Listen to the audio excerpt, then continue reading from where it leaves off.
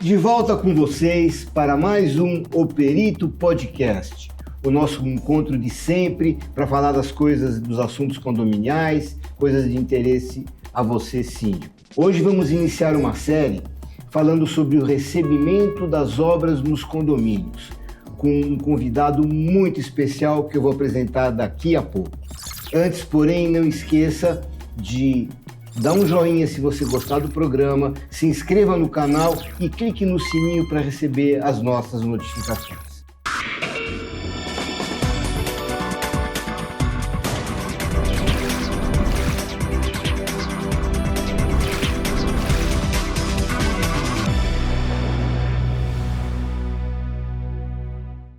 E o nosso convidado é o Dr. César Peghini, um advogado de primeira linha especializado em assuntos condominiais.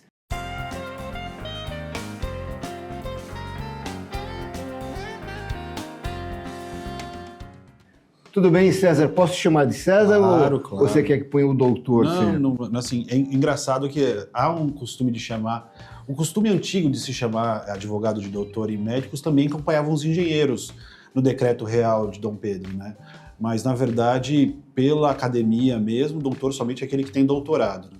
E eu acabo brincando com esse assunto, Ansel, desculpa começar assim, porque eu sou advogado e tenho doutorado em Direito, então seria bidoutor ou 2 vezes doutor, então acho que a gente não precisa, nós estamos num ambiente que é descontraído, um ambiente para poder trabalhar, para fazer a difusão da informação, então César está muito mais satisfeito. Né? Agora, eu às vezes gaguejo um pouquinho, então se eu falar doutor é porque eu gaguejei, né? Perfeito, meu cara. Obrigado pelo convite. Na verdade, a difusão das questões relacionadas ao ambiente condominial é sempre muito importante, lembrando dos impactos que nós temos nessa situação na nossa sociedade. Né? Boa parte das pessoas vivem em condomínios hoje em dia e por uma questão econômica, de aproximação com pontos estratégicos da cidade, uma questão de obtenção de facilities, e esquecem exatamente de que não é somente facilities, não é somente a questão do ponto estratégico, mas dentro de um condomínio existem muitos direitos e deveres que são importantes aqui para nós. César, o ponto aqui para a gente é traçar uma linha comum entre a tua visão humanística do direito e a minha visão técnica de engenheiro nos assuntos que interessam aos recebimentos de obras em condomínio, tá? Vamos começar assim. Como é que se define o recebimento de obra? O que é? Sem tentar fugir do jurídico mesmo, porque, de certa forma, o juridiquês não atinge os corações de todas as pessoas, é dizer que, vividamente, o direito trabalha a questão de obras dos contratos de empreitada. O Código Civil diferencia os contratos de empreitada dos contratos de prestação de serviços.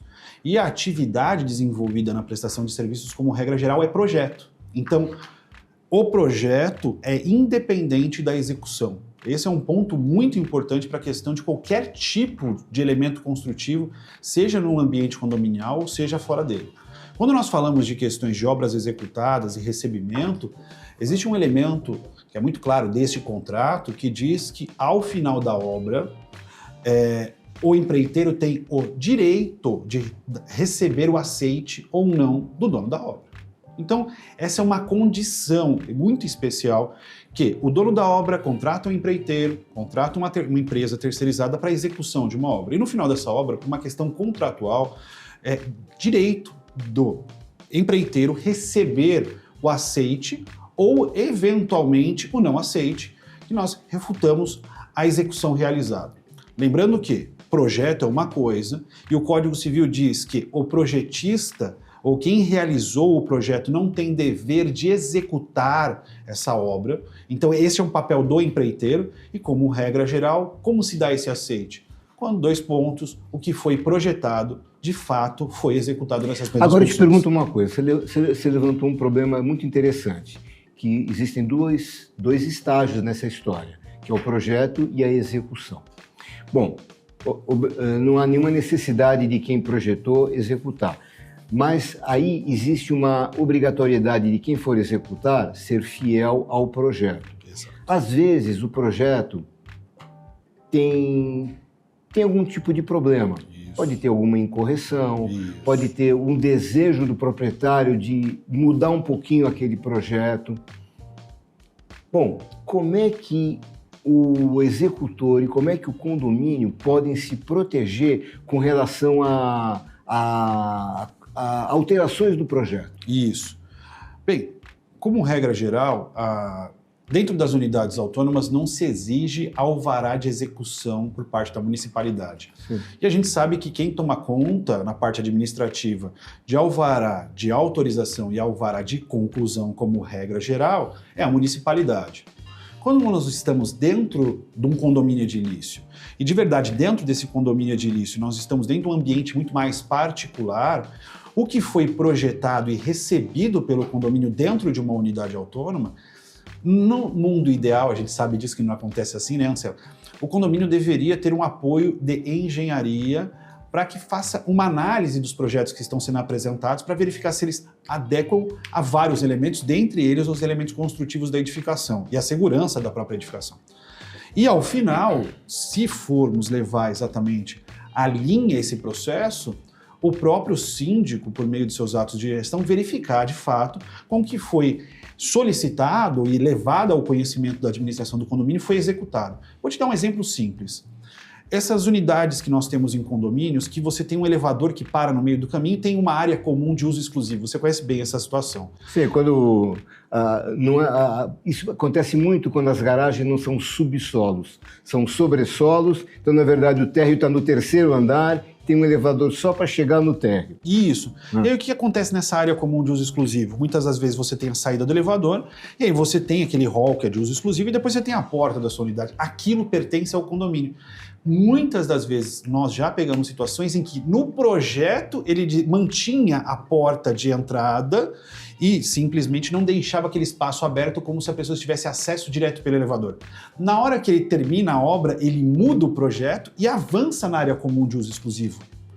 Isso é irregular e tem que ser desfeito, porque não está igual ao que foi projetado inicialmente e o que foi entregue. Então, é o que eu gosto de dizer na prática, assim, um bom condomínio precisaria de 3 grandes pilares. Primeiro pilar que não está nessa mesa hoje, mas que nos ajudaria, alguém de gestão. E a gestão é realizada por meio de uma boa sindicância, né? E essa sindicância, na verdade, é um grande mediador de conflitos e também que conhece de processos e projetos. Dos outros 2 pontos, e são pontos rotineiros, eu vejo isso todo santo dia na minha advocacia, é um bom advogado condominialista e um bom engenheiro para exatamente validar e balizar exatamente algumas questões de problemas construtivos, seja numa unidade autônoma e seja numa área comum. E isso é muito importante porque se no final das contas não for observado, nós não respeitamos exatamente as normas que você conhece muito bem, não respeitamos a regulamentação interna do condomínio e isso pode causar uma responsabilização, seja para a unidade ou para a sindicância. E eu vou mais além. Eu já vi muitos síndicos serem cobrados pelos condôminos de por que você aprovou esse negócio aqui? E ele responde, pô, mas eu não sou engenheiro, e por que não contratou um? Né? Você não pode assumir, para começar, o síndico, ele nem sempre ele tem conhecimentos técnicos, ele não é habilitado, tem diploma, para poder resolver e aceitar uma obra de engenharia.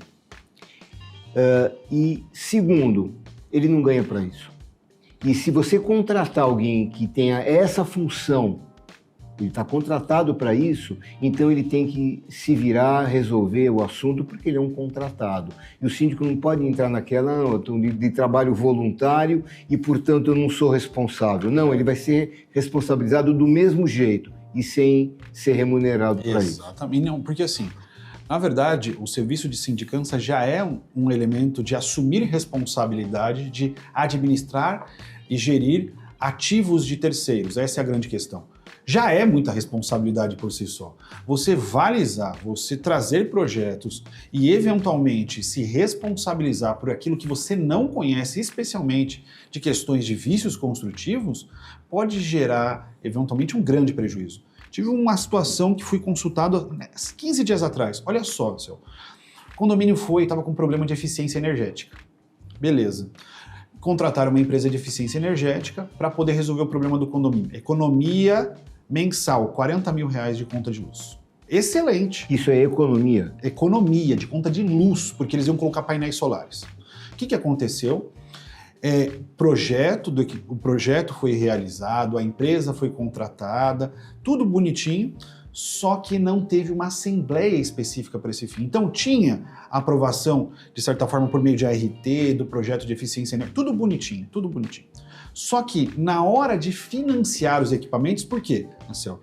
Essa é uma parte que vem junto com o jurídico. É muito caro para você pagar à vista e o dinheiro, e o de condomínio não tinha dinheiro. Então você vai junto ao agente financeiro, um banco, e manda financiar. E o banco financia, desde que você tenha uma ata de assembleia aprovando. Ele não tinha. Travou. Ali, não. Olha a irresponsabilidade do síndico. Ele assinou um termo dizendo que a assembleia aconteceu e que foi aprovado por todos os condôminos. Ou seja, a responsabilidade sobre todos esses equipamentos elétricos que foram instalados, pelo menos tomou-se um cuidado de que a parte de engenharia, a parte de engenharia elétrica, a parte de engenharia de estrutura foi calculada e foi realizada. Então, para mim, essa é uma questão que foi superada e foi superada muito bem. O problema foi a ausência de respeito ao jurídico. Por isso que eu falo que o nosso trabalho, Marcelo, quando a gente tem um programa como esse, que trabalha com peritos, e um perito que conhece do assunto, é especializado, verticalizado, é muito importante. Resolveu-se o problema de engenharia, mas não se resolveu o problema jurídico. Imagine essa síndica ser responsabilizada porque não seguiu o processo de contratação de indenizar o condomínio por instalações de equipamentos de eficiência energética no valor de R$250 mil. Isso é um reflexo de muitos síndicos que, eu não vou nem dizer que que não são preparados, mas eles tratam o assunto da gestão do condomínio como se ele faz a gestão da casa dele. Exatamente. E ele não tem os devidos preocupações, porque na casa dele ele tem que prestar contas para quem? Ou para a esposa, para o marido e só, mais ninguém.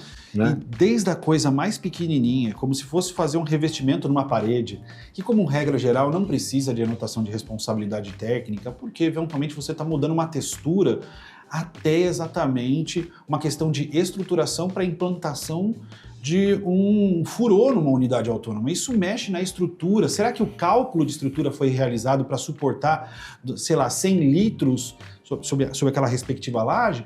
E eles acham, não, está colocando lá um furor, não tem problema. Não, ele está simplesmente mudando a parte elétrica dentro dele. Não, ele está abrindo, na verdade, fissuras na parede, porque aqui, não tem problema porque tem coluna na alvenaria estrutural. Não é o síndico que tem que assumir essa responsabilidade. O síndico tem que chamar, de verdade, um perito, e reitero aqui, com todo respeito a todos os engenheiros, meu pai era engenheiro, meu tio, na verdade, a minha escola, eu fiz desenho industrial na Protec, por isso que eu sei que tem uma certa dimensão, você dá risada, você lembra da antiga Protec. Eu fiz desenho industrial, então eu sei ler plantas, planta, elevação e perfil. E assim, ele chama para ele uma responsabilidade que pode causar um desastre. Quantos prédios, você conhece bem a história, que já não vieram abaixo por conta de obras irregulares? Agora, hoje, né, eu vejo assim, síndicos que são muito bem preparados, que fazem cursos, que realmente procuram se assessorar, tanto da parte técnica de engenharia quanto da parte técnica do direito. Né? Porque também o que eu quero chamar a atenção é que não é só o advogado chamar atenção para ele e dizer, olha, você aqui tem que ser aprovado em assembleia e tal. Mas também é tipo de assembleia, é o quórum de assembleia, é o quórum que tem que ter de acordo com o tipo de obra que vai ser executado, se ela é necessária, se ela é útil. Explica essa coisa de voluptuária. Isso. Assim, para a questão de obras num condomínio, nós temos uma regra prevista no Código Civil que para execução de determinadas obras, é engraçado isso, você vai ter um quórum específico. Nós temos as obras necessárias, nós temos as úteis e as voluptuárias.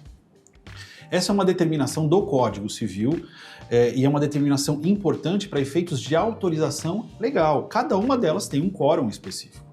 E claro que a obra voluptuária é aquela que nós chamamos de embelezamento. É aquela que nós chamamos exatamente de que, na verdade, ela não vou dizer inútil por si só, mas eu vou dizer que ela não é uma condição sine qua non. Então, vamos dar um exemplo. Quero substituir, por exemplo, uma quadra que era uma quadra poliesportiva, porque hoje está na moda a gente colocar um beach tênis aqui, mas espera lá. De fato, é necessário para que isso seja feito? e seria, por exemplo, uma obra emergencial, uma questão de problemas de entupimento de calha e reestruturação de calhas, é uma obra necessária que facilita e utiliza os bens de uma forma mais exponencial? Eu acredito que não. Então, assim, o problema das benfeitorias úteis, necessárias e voluptuárias, e essa é uma questão conceitual, vai depender muito do para que serve. Eu falo que um muro pode ser uma benfeitoria útil, necessária ou voluptuária. Te dou um exemplo simples. Muro de arrimo caiu, necessário. Você realiza ontem, porque alguém pode invadir o prédio, não precisa de autorização, ratifica na próxima. Uma benfeitoria necessária, mesmo o muro, eventualmente, de alteamento para efeitos de segurança, porque está tendo uma invasão ao fundo, vai facilitar a utilização do respectivo bem. E, eventualmente, uma benfeitoria voluptuária que encarregue-se de um muro, é exatamente um muro que não tem qualquer tipo de finalidade, ele é meramente artístico. Só para embelezar o prédio, falar assim, ó, esse muro aqui, ele tem um viés aqui de arquitetônico. Você pergunta, para que serve para isso? Para nada. Então, qual que é o grande perigo? O próprio revestimento do muro, encheu o muro revestiu com lajotinha. Com lajotinha, né? E assim, a gente sabe que tem equipamentos que são instalados para lajotinha que são caríssimos, dependendo do tipo de porcelanato que você vai colocar, do tipo de material acabado, é caríssimo. E fala assim, mas por que você fez isso? Esse é o grande ponto que eu queria colocar sobre essas 3 questões. E claro que cabe a um consenso e o mínimo geral de entender se aquilo é necessário, útil ou voluptuário. O grande problema está entre o útil e o voluptuário. E nessa definição do tipo de obra, também é muito importante um laudo prévio. Ah, sim. Tá? Então, isso acontece bastante comigo. Anselmo, eu preciso de um documento que me dê um anteparo técnico para que o advogado consiga um anteparo jurídico que justifique essa obra para eu levar na Assembleia, para conseguir aprovação. E isso é muito importante. Amigo síndico, conselho nosso aqui de 2 profissionais da área. Não releve esse assunto para um plano inferior, um plano sem importância. Que ele é muito importante para você justificar os seus atos, para você conseguir todo o anteparo legal e técnico para que você não tenha algum tipo de dificuldade lá na frente, porque condomínio, não é, César? O condomínio, a massa condominial é formada por pessoas. Isso. E pessoas pensam diferentes Sim. uma das outras. Um exemplo clássico, Anselmo, é a questão de envidraçamento de varandas. Envidraçamento de varandas é um tema dificílimo, porque elas perguntam assim, o que custa eu colocar um vidro aqui na minha varanda? Né? E aí as pessoas esquecem que aquela varanda foi feito um cálculo de estrutura para esse fim. Sim. E não só a varanda dele. Foi feito um cálculo de estrutura exatamente do próprio edifício. Eu falo, um vidro não vai fazer mal nenhum, mas será que se eu colocar uma fachada inteira, vários vidros em 15 andares de 2 unidades... Isso demanda um estudo. Toneladas de peso, porque tem situações, não sei o que, em situações em que nós não conhecíamos e eventualmente a gente não fizemos trabalhos em conjunto, eu não tenho problema nenhum de dizer isso, que eu confio hoje plenamente no seu trabalho, de que foi feito um cálculo disso tudo uma vez por conta do peso, de que seria prudente e seria possível incluir os vidros desde que com espessuras diferentes. Quanto mais baixos os andares, mais fino o vidro. Quanto mais alto, mais grosso. Mas qual que é a razão disso? O impacto do vento na lateral do prédio. E sou eu que sei disso, Anselmo? Eu não sei nada disso. Eu fico assim, eu aprendo todo dia porque assim, esse é o ponto de graça que existe entre a engenharia, o direito e a gestão. O que não é possível, você simplesmente vai lá, faz o envidraçamento e tá tudo certo. É por aí. Bom, eu acho que a gente conversou bastante nesse primeiro módulo, tá? Eu te agradeço, Imagina. Tá? Convido vocês, assistam os próximos programas também, que é a continuação desse assunto. Não esqueça de dar uma curtida se você gostou, se inscrever no canal e clica no sininho para receber as nossas notificações. César, obrigado. Vamos continuar junto mais um pouquinho, tá? Agradeço muito o convite mais uma vez. Então tá. Então, até a próxima.